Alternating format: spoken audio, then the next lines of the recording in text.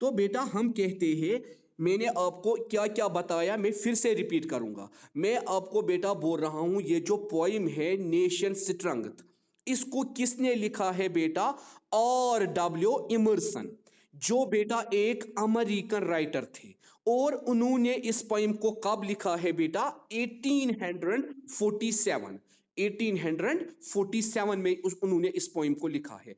और बेटा मैंने आपको बताया, ये जो आर डब्ल्यू इमर्सन थे, ये अमेरिका के पोइट थे। और इस पोइम में ये बात करते हैं regarding the nation strength of America, how American nation becomes strong, how its pillars becomes strong, how American nation becomes strong, उसी के रिलेटेड ये बात करते हैं। तो बेटा हम कहते हैं और डब्ल्यू इमर्सन जो है, ये हमें कहते हैं दो चीजों पे हमें फोकस करना है। ये खुद उन दो चीजों पे फोकस करते थे, इंडिविजुअलिज्म एंड सेल्फ रिलायंस। एक तो बेटा in order to change the society, in order to change the society हमें क्या काम करना है? इंडिविजुअलिज्म पे बिलीव करना है। मतलब every individual is responsible for making change. Second one, self reliance.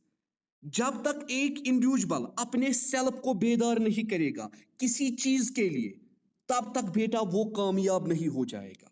Self रियलाइजेंस means अपने सेल्फ को पहचानना, अपने सेल्फ को आइडेंटिफाई करना। आपको बेटा याद होगा अल्लामा इकबाल ने कहा था, अपने मन में डूबकर पा जा सुरागे जिंदगी, तू अगर मेरा ना बन सका अपना तो बन।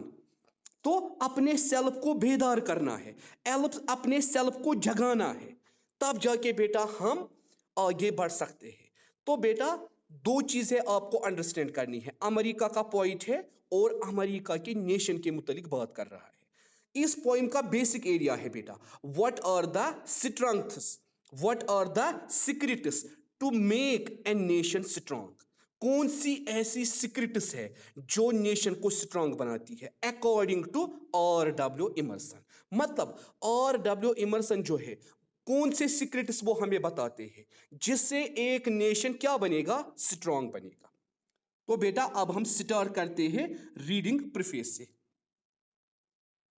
The strength of a nation lies not in wealth, power, might, and pride, but in its patriotic and determined inhabitants।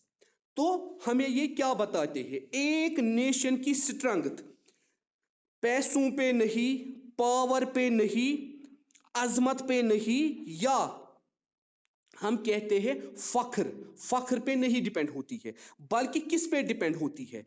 But in its patriotic and determined inhabitants. देखिए बेटा पहला वर्ड पेट्रियोटिक, पेट्रियोटिक। आयशा क्या होता है बेटा पेट्रियोटिक? हिब्बुल वतन, ऐसे लोग जो वतन से मोहब्बत करते हैं। लिखिए बेटा, अगर उर्दू में भी लिखेंगे हिब्बुल वतन, या वतन से मोहब्बत करने वाले लोग, वतन से मोहब्बत करने वाले लोग, उनको हम क्या बोलते हैं बेटा? पैट्रियोटिक। क्या बोलते हैं बेटा? पैट्रियोटिक। तो आप नीचे लिखिए हिब्बुल वतन, या वतन से मोहब्बत करने वाले लोग। किसको बेटा? पैट्रियोटिक को। उसके बाद एंड डिटरमाइनेड इनहेबिटेंट्स, दो चीजें, डिटरमाइनेड इनहेबिटेंट्स, इसका मतलब क्या है बेटा? मजबूत बाशिंदे, मजबूत बाशिंदे, स्ट्रॉन्ग पीपुल्स, स्ट्रॉन्ग पीपुल्स, मजबूत बाशिंदे। उर्दू में लिखिए बेटा इनहेबिटेंट्स, डिटरमाइनेड इनहेबिटेंट्स, मजबूत बाशिंदे या स्ट्रॉन्ग पीपुल। डिटरमाइनेड इनहेबिटेंट्स का मतलब क्या है बेटा? स्ट्रॉन्ग पीपुल या मजबूत बाशिंदे। तो बेटा हमें और डब्ल्यू इमर्सन क्या बोलते हैं? एक नेशन की स्ट्रेंथ ना पैसों पे डिपेंड है, ना प्राइड पे डिपेंड है, ना पावर पे डिपेंड है, ना माइट पे डिपेंड है, बल्कि वो किस पे डिपेंड है? Patriotic and indetermined, patriotic and determined inhabitants. ठीक है बेटा, वतन से मोहब्बत करने वाले लोग और मजबूत बाशिंदे। बेटा बैकग्राउंड से क्यों शोर आ रहा है?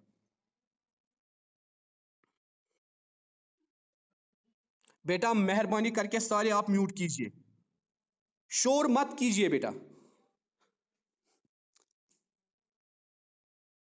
ठीक है बेटा, यहां तक सबको क्लियर है कि फिर से मैं रिपीट करूं? बेटा यहां तक सबको क्लियर है, आगे बढ़े। उसके बाद बेटा, the modern world would benefit and prosper not by hankering after materialistic goals but by producing brave and loyal citizens। तो बेटा R.W. इमर्सन क्या बताते हैं, जो मॉडर्न वर्ल्ड है वो किसके पीछे भागता है? मेटीरियलिस्टिक गोल्स, दुनियावी फायदे। मेटीरियलिस्टिक गोल्स को आप बेटा लिखो दुनियावी फायदे। वो दुनियावी फायदे के पीछे भागते हैं, मतलब दुनियावी फायदा क्या है बेटा? Wealth, gold. ठीक है बेटा, मतलब ये जो मेटीरियलिस्टिक लोग होते हैं या ये जो मेटीरियलिस्टिक गोल होता है, इसका मतलब है दुनिया के पीछे भागना, दुनिया की चीजों के पीछे भागना, पैसों के पीछे, जॉब के पीछे या बाकी चीजों के पीछे।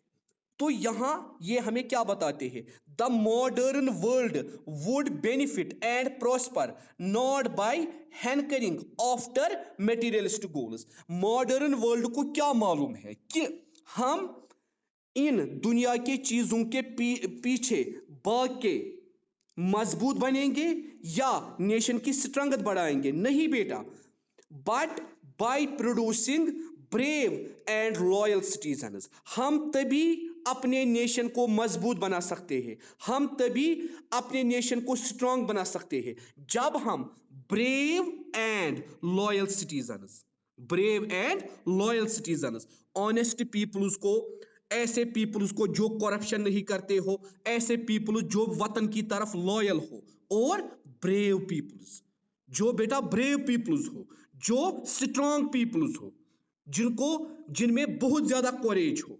ऐसे लोग वतन को क्या बनाते हैं बेटा? स्ट्रांग। ऐसे लोग नेशन की स्ट्रेंथ को मेंटेन रखते हैं। ऐसे लोग नहीं जो दुनिया के फायदे के पीछे भागते हैं, जो दुनिया के बाकी चीजों के पीछे भागते हैं। यहां बेटा एक वर्ड आया, हैंकरिंग। हैंकरिंग, हैंकरिंग का मतलब है ख्वाहिश। ख्वाहिश, हम कहते हैं ना किसी चीज की ख्वाहिश। हैंकरिंग का मतलब है बेटा ख्वाहिश।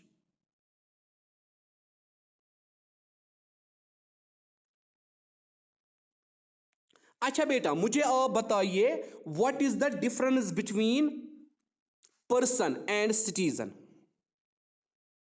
क्या डिफरेंस है बेटा एक पर्सन में और सिटीजन में?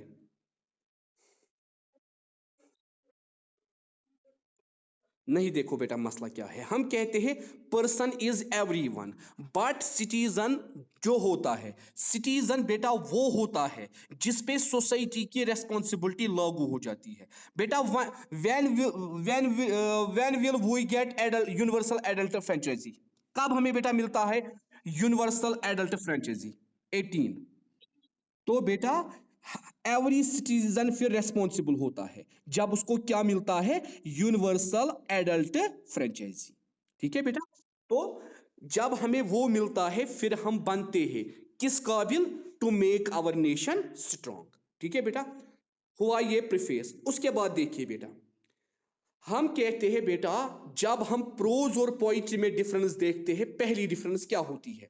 The prose is in the form of paragraphs, but poetry is in the form of stanzas. Stanza, poetry में हम स्टेंजा कहते हैं, प्रोज में हम पैराग्राफ कहते हैं।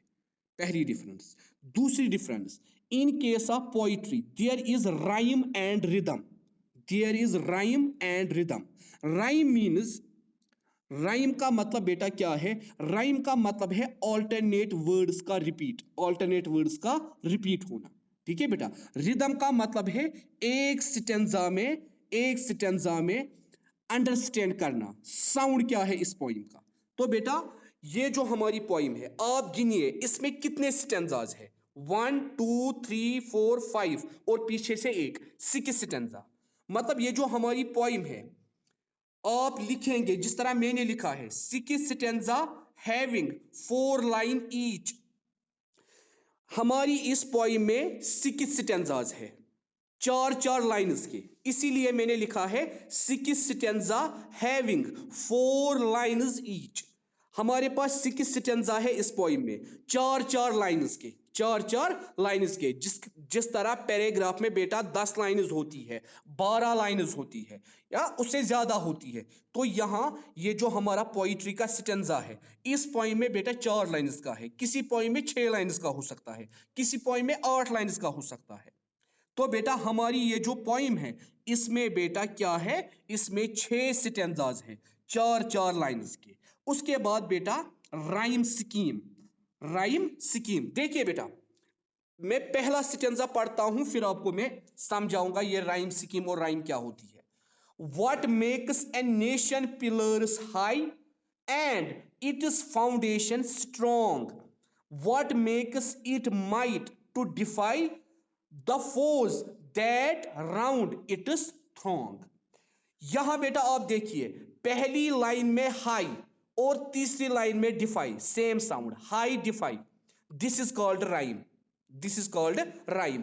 दूसरे लाइन में बेटा आप देखिए, पहले ही स्टेंजा में स्ट्रॉन्ग थ्रोंग, सेम साउंड, ठीक है बेटा।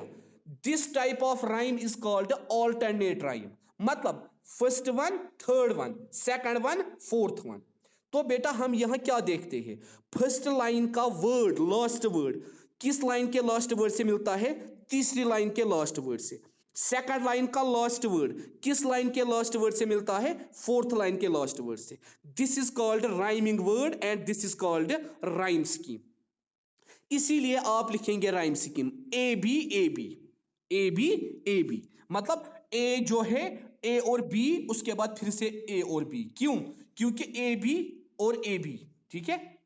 उसके बाद आप देखिए बेटा, हम कहते हैं राइम स्कीम, अब हमने क्या लिखी बेटा, ए बी, ऑल्टरनेट राइम, इसको हम क्या बोलते हैं बेटा, ऑल्टरनेट राइम। ऑल्टरनेट मींस एक लाइन छोड़ के एक लाइन। जैसे मैंने आपको कहा पहले स्टेंजा में जो पहली लाइन का लास्ट वर्ड है वो बेटा मिलता है तीसरे लाइन के लास्ट वर्ड से, और दूसरी लाइन का लास्ट वर्ड मिलता है चौथी लाइन के लास्ट वर्ड से। इनको बेटा अंडरलाइन कीजिए, इनको हम बोलते हैं rhyming words, high strong, defy throng. तो हाई और डिफाई एक राइमिंग वर्ड बनता है, स्ट्रॉन्ग और थ्रोंग दूसरा राइमिंग वर्ड बनता है। तो पहले स्टेंजा में आपको क्या मिलते हैं, दो rhyming words, high defy strong throng, पहली चीज। दूसरी चीज, आप पहली लाइन देखिए बेटा, what makes a nation pillars high, what makes a nation pillars high, किससे बेटा ये पोइम स्टार्ट हुई है, आयशा बेटा किससे पोइम स्टार्ट हुई है, क्वेश्चन से, किससे बेटा, क्वेश्चन से। तो आप बेटा लिखेंगे the poem is in the form of rhetorical question. ये रिटोरिकल क्वेश्चन क्या होता है ये मैं आपको समझाऊंगा, पहले आप लिखिए the poem is in the form of rhetorical question. ये जो हमारी पोइम है ये किस फॉर्म में है, उस फॉर्म को हम कहते हैं रिटोरिकल क्वेश्चन। अब देखिए आयशा बेटा, रिटोरिकल क्वेश्चन क्या होता है, रिटोरिकल क्वेश्चन मीन्स वो क्वेश्चन जहां हम अपनी मैसेज पहुंचाना चाहते हैं, जहां हम लोगों को कुछ अंडरस्टैंड करवाना चाहते हैं। हम ये एक्सपेक्ट नहीं करते हैं कि हम वहां से हमें कुछ आंसर मिलेगा। मिसाल के तौर पर अगर मैं आयशा बेटा आपको ऐसे बताऊंगा, मैं आपको बोलूंगा हाउ नॉनसेंस यू आर, मिसाल के तौर पर आप बेटा माइंड नहीं करना, शायद सर ने मुझे जानबूझ के बोला, मैं समझाने के लिए बोल रहा हूं। मैं आपको बोलूंगा हाउ नॉनसेंस यू आर, आप अपनी जगह क्या सोचोगी, सर ने मुझे क्यों बताया, सर को क्या मकसद था बताने में, शायद मैंने कोई गलती की है, क्या आप मुझे आंसर दोगे, sir I am not nonsense. पहले आप क्या सोचोगे कि सर ने ये वर्ड मेरे लिए क्यों इस्तेमाल किया, मैंने कोई गलती की है। तो बेटा this is called rhetorical question, जहां हमें आंसर नहीं देना होता है, जहां हम कोई बात अंडरस्टैंड करते हैं, कोई मैसेज अंडरस्टैंड करते हैं। तो आप देखिए बेटा नीचे मैंने लिखा है A rhetorical question is a question that is asked merely for effect with no answer expected. हम rhetorical question इसलिए पूछते हैं ताकि कोई इफेक्ट हो, कोई मैसेज हो, मतलब मुझे आप पे क्या इफेक्ट डालना था आयशा बेटा, आपने गलती की है, इसीलिए मैंने आपको क्या बोला, what a nonsense you are, ठीक है बेटा, या what a stupid you are. तो बेटा मुझे क्या मकसद था आपको ये बताने का क्वेश्चन में, ये इसलिए बताना था ताकि आयशा को अंडरस्टैंड हो जाए कि सर ने मुझे ये क्यों बताया, मैंने मत कोई गलती की है।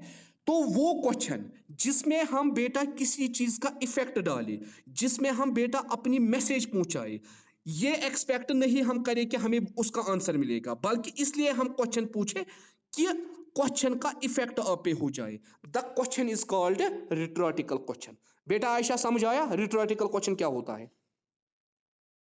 तो इस पोइम में जो हमारे पॉइंट है वो रिटोरिकल क्वेश्चन से हमें समझाना चाहते हैं। अब देखिए बेटा, अब हम स्टार्ट करेंगे पोइम पहले से। What makes a nation pillars high and it's foundation strong.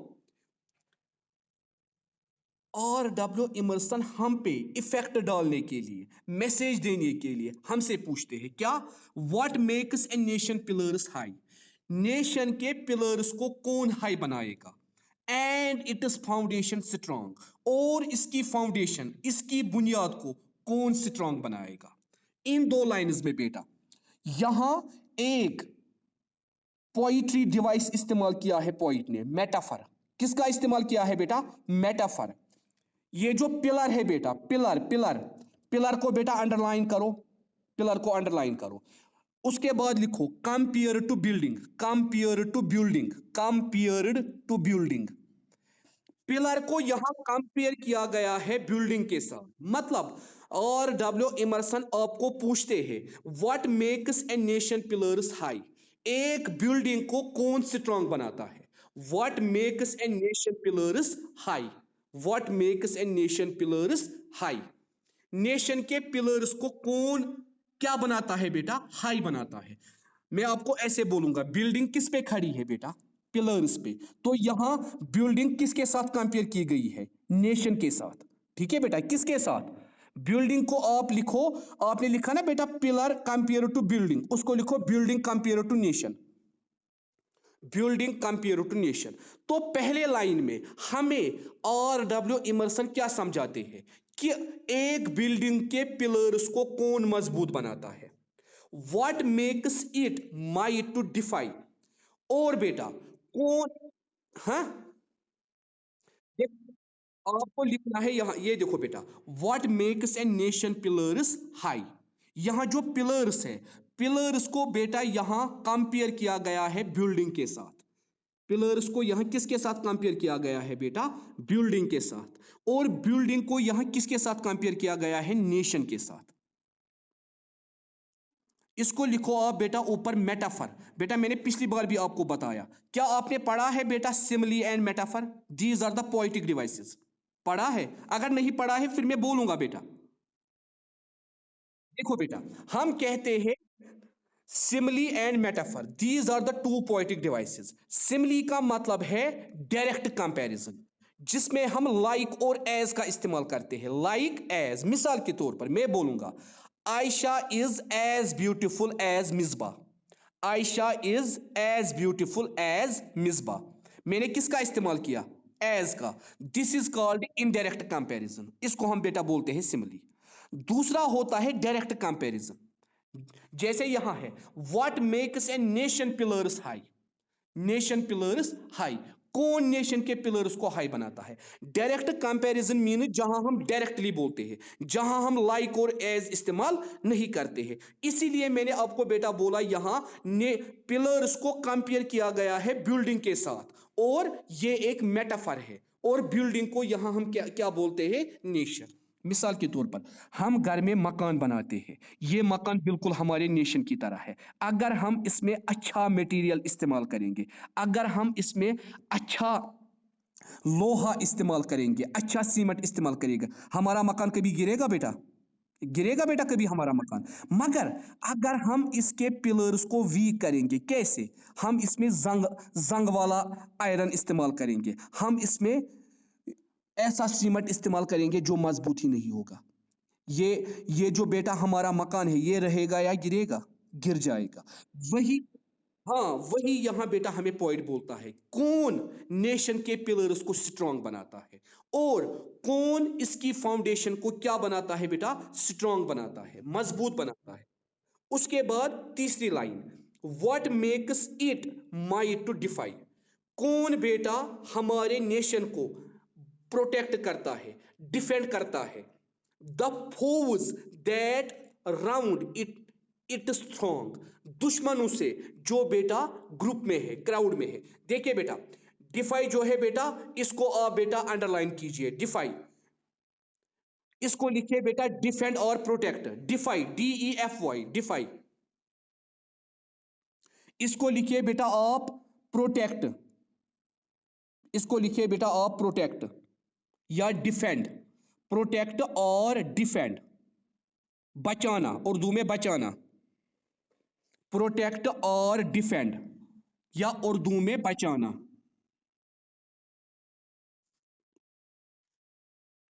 इसी तरह बेटा फोज, एनिमीज या दुश्मन, FOES, फोज, एनिमीज, इंग्लिश में एनिमीज या दुश्मन, उर्दू में दुश्मन। हाँ हाँ, मैं आपके लिए बोल, देखो बेटा अगर कल को आपको ये क्वेश्चन आएगा, अगर नहीं तो फोज रोजी याद, आप बेटा एनिमीज लिख सकते हो उसके बदले, क्योंकि एनिमीज मुझे लगता है इजी वर्ड है एज कंपेयर टू फोज, क्योंकि एनिमी आपने इससे पहले भी सुना है ना बेटा, इससे पहले भी एनिमी, दुश्मन। इसीलिए बेटा मैं बोल रहा हूं एनिमी और दुश्मन। दैट राउंड, राउंड का मतलब क्या है बेटा, घूमना, इर्द गिर्द घूमना। राउंड का मतलब क्या है बेटा, रिवॉल्व, रिवॉल्व, ठीक है बेटा, इर्द गिर्द घूमना। इट थ्रोंग, थ्रोंग का मतलब है बेटा एक ग्रुप ऑफ एनिमीज, थ्रोंग का मतलब क्या है बेटा, या एक crowd of enemies, group of enemies और क्राउड ऑफ एनिमीज, मतलब जो दुश्मन इस इर्द गिर्द घूमते हैं। थ्रोंग का मतलब आप लिखो बेटा ग्रुप ऑफ एनिमीज या दुश्मनों का ग्रुप, दुश्मनों का ग्रुप।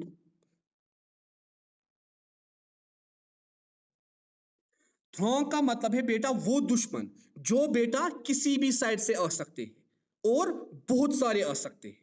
थ्रोंग उसी को हम कहते हैं, ग्रुप ऑफ एनिमीज। तो बेटा पहले स्टेंजा में पॉइंट हमें क्या बताते हैं बेटा, नेशन के पिलर्स को कौन स्ट्रांग बनाएगा। यहां वो पिलर्स को कंपेयर करता है बिल्डिंग के साथ। क्यों बेटा बिल्डिंग के साथ कंपेयर करता है, क्योंकि वो कहता है जिस तरह एक बिल्डिंग को मजबूत रखते हैं उसके पिलर्स, एक जो हमारी बिल्डिंग होती है, अगर उसके पिलर स्ट्रांग होंगे बिल्डिंग भी स्ट्रांग है, अगर उसके पिलर्स ही वीक होंगे बिल्डिंग, बिल्डिंग भी बेटा वीक हो जाएगी, बिल्डिंग स्ट्रांग नहीं रहेगी। जिस तरह मैंने आपको बोला घर में हमारा मकान है, अगर हमारे मकान का, अगर हमारे मकान का मटेरियल स्ट्रांग है, उसकी बेस स्ट्रांग है, तब जाके वो स्ट्रांग रहेगा, वरना वो स्ट्रांग नहीं रहेगा। इसीलिए इसने यहां नेशन को कंपेयर किया है बिल्डिंग के साथ। अगर हमें अपनी बिल्डिंग को स्ट्रांग रखना है, हमें उसमें क्या डालना है बेटा, स्ट्रांग पिलर्स। उसी तरह अगर हमें नेशन को मजबूत रखना है, हमें नेशन को तभी हम मजबूत रख सकते हैं जब हम ब्रेव सिटीजन्स को प्रोड्यूस करेंगे, ऐसे ब्रेव सिटीजन्स जो दुश्मनों से लड़ेंगे। किन दुश्मनों से, जो दुश्मन बेटा क्राउड्स में है, ग्रुप्स में है, ठीक है बेटा। तो पहले सिटंजा में हमें यही समझ आ गया। आज बेटा इतना काफी है, आज बेटा इतना काफी है। देखो बेटा मैंने पिछली बार भी आपको बोला, आगे दौड़ पीछे छोड़ नहीं होना चाहिए। और आप घर में ये पढ़ेंगे, मैं कल ये पूछूंगा आपसे, मैं कल ये पूछूंगा किस वर्ड का क्या मतलब है और हमने यहां तक क्या पढ़ा, ठीक है बेटा।